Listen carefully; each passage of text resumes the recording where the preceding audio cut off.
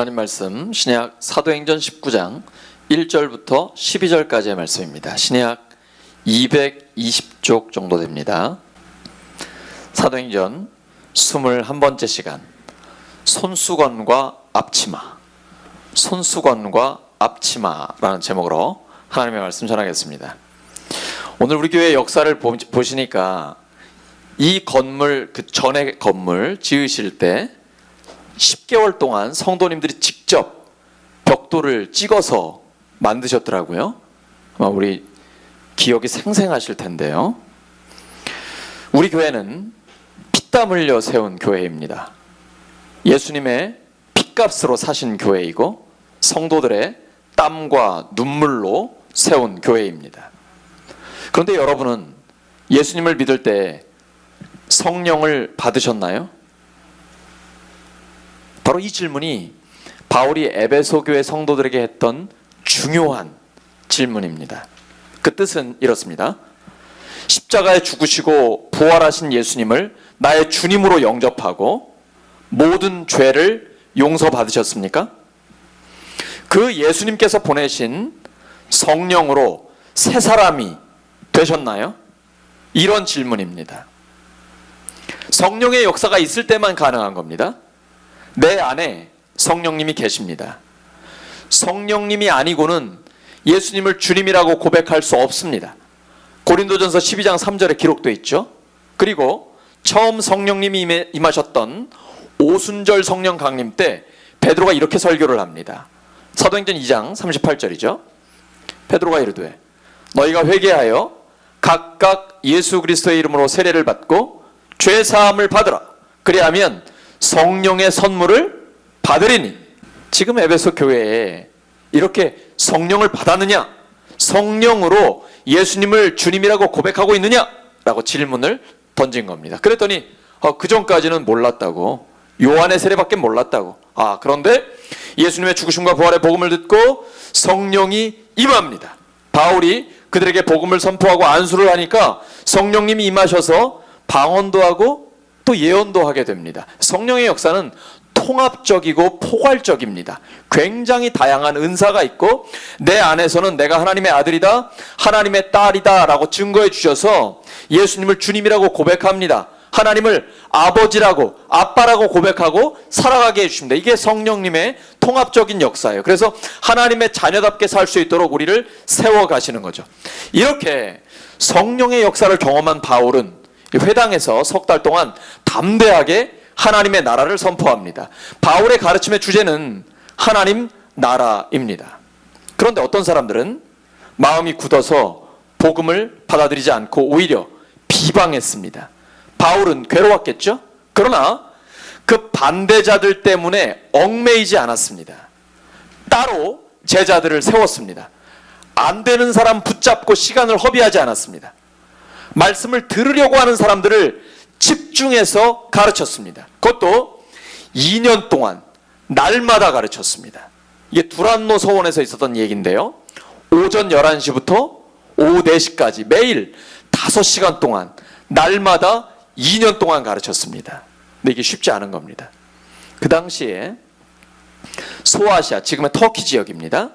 그 서쪽의 지중해 연안에 있는 사람들은 오전 11시가 되면 공적인 활동을 중지했습니다.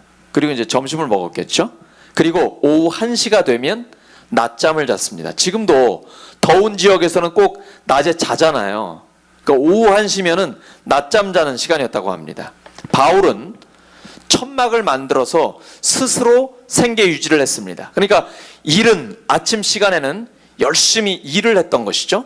그리고 나서 수고하고 애쓰며 더위를 참으면서 더 중요하고 더 힘든 일에 자기의 모든 열정을 쏟아부었습니다.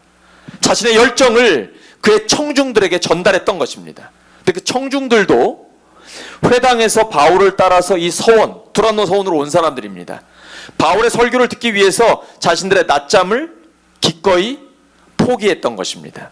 그랬더니 그 제자들뿐 아니라 소아시아 지역 전체에 있는 사람들이 다 하나님의 말씀을 듣게 됩니다.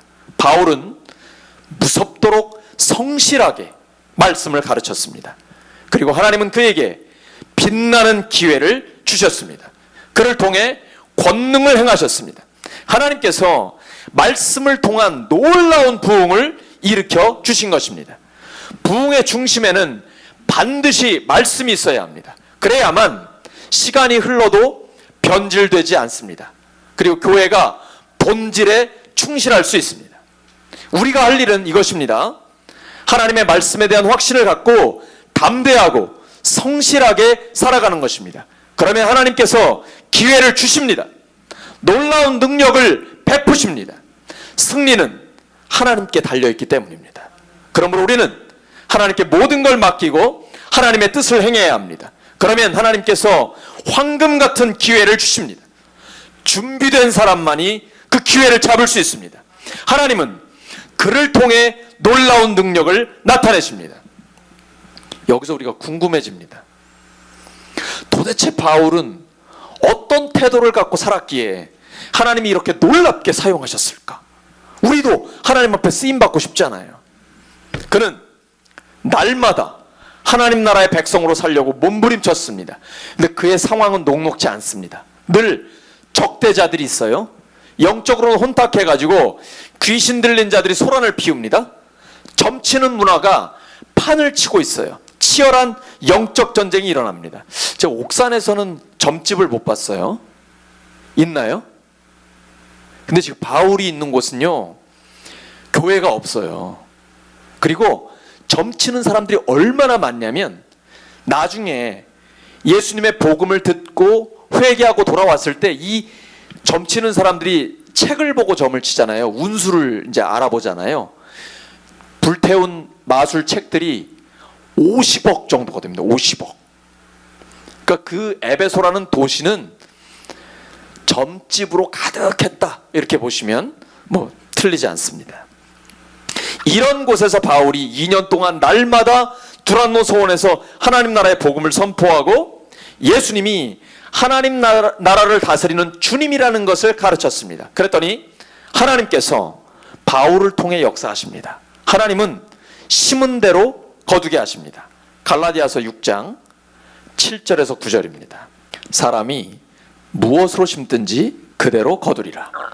자기의 육체를 위하여 심는 자는 육체로부터 썩어질 것을 거두고 성령을 위하여 심는 자는 성령으로부터 영생을 거두리라. 우리가 선을 행하되 낙심하지 말지니 포기하지 아니하면 때가 이름에 거두리라. 때가 이뤄야 되는 거죠. 지금 이제 딸기 모종이 한창 심겨져 가지고 길러지고 키워지고 있더라고요. 지금 모내기 했습니다. 그러면 추수할 때까지 기다려야 되는 거죠. 신앙생활은 인내입니다. 하나님의 때를 기다려야만 하나님이 주시는 열매를 맛볼 수가 있습니다. 우리 교회는 두란노 소원처럼 되어야 합니다. 왜냐하면 교회는 날마다 하나님 나라에 대해서 배우고 실천하는 공동체이기 때문입니다. 그럴 때 우리 가정과 가문, 일터와 지역사회, 그리고 우리 시대를 하나님 나라로 변화시킬 수 있습니다. 하나님께서 교회를 통해 각 성도를 통해 역사하시기 때문입니다.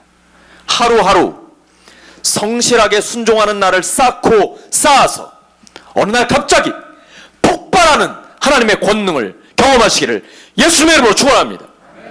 그렇게 살아가는 성도들에게 하나님께서 성령의 능력으로 하나님 나라를 맛보게 해주십니다. 하나님이 바울의 손으로 놀라운 능력을 행하게 하십니다. 하나님의 실제적인 역사가 나타나게 된 것입니다. 하나님의 말씀이 전해질 때 하나님이 표적으로 증명해 주십니다. 하나님은 하나님의 말씀이 강하게 선포되는 곳에 능력도 강하게 나타내 주십니다. 예수님이 요한복음 6장에 말씀하셨습니다. 63절 하반절에 보시면 내가 너희에게 이른 말은 영이요 생명이라고 하셨습니다. 예수님의 말씀이 영이고 생명입니다. 그래서 우리를 살리는 겁니다. 개인적인 심령이 살아나고 내 안에 용기와 소망이 일어납니다. 그래서 하나님의 일을 이룰 수 있도록 도와주시는 겁니다. 히브리서 4장 12절입니다. 하나님의 말씀은 살아있고 활력이 있어 좌우의 날선 어떤 검보다도 예리하여 혼과 영과 및 관절과 골수를 찔러 쪼개기까지 하며 또 마음의 생각과 뜻을 판단하는 이 진리의 말씀이 실제로 이루어진 것입니다. 심지어 바울의 손수건이나 앞치마를 통해서도 하나님은 질병을 치료하시고 귀신을 쫓아내 주셨습니다. 근데 이런 손수건은 아니었을 거예요. 천막 만드는 일을 했으니까 이렇게 땀이 흘러내리지 않도록 머리에 두르는 수건 있잖아요. 그리고 이런 일을 할 때, 텐트 메이킹을 할 때 앞치마, 허리에 둘렀던 앞치마, 이거 가지고 병든 사람에게 얹어놓으면 병이 치료가 되고 귀신 들린 자에게 얹어놓으면 악귀가 떠나가는 역사가 있었던 겁니다. 마치 예수님의 겉옷자락을 만졌던 그 여인, 12년 동안 혈루병을 앓았던 여인, 그리고 많은 환자들이 예수님의 옷자락에만 손을 대도 낫겠다라는 믿음으로 옷을 만졌을 때 치료받았던 것과 같습니다. 물론 무슨 옷이나 물건의 치유의 능력이 있는 게 아니죠. 오직 예수님의 강력한 이름의 능력이 있습니다. 그런데 우리가 주목할 부분이 있습니다. 하나님의 권능이 노동으로 단련된 바울의 손을 타고 흘렀다는 이 사실입니다. 제가 우리 성도님들 그 손을 보면요, 평생을 얼마나 고된 일을 하셨을까 제가 손을 보면 알 수가 있거든요.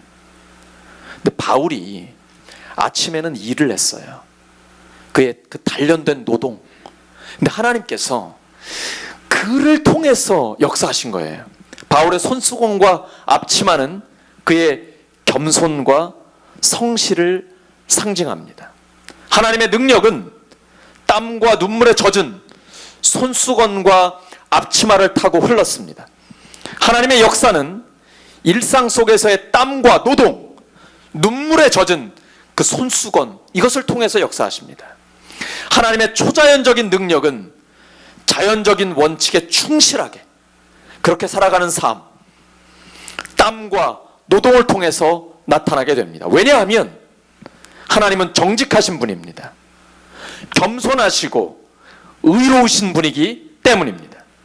이때 하나님께서 바울을 통해 귀신을 쫓아내시는 것을 보고서 그걸 흉내내는 사람들이 나타났습니다. 여러분, 신앙생활은 흉내낸다고 되는 게 아닙니다.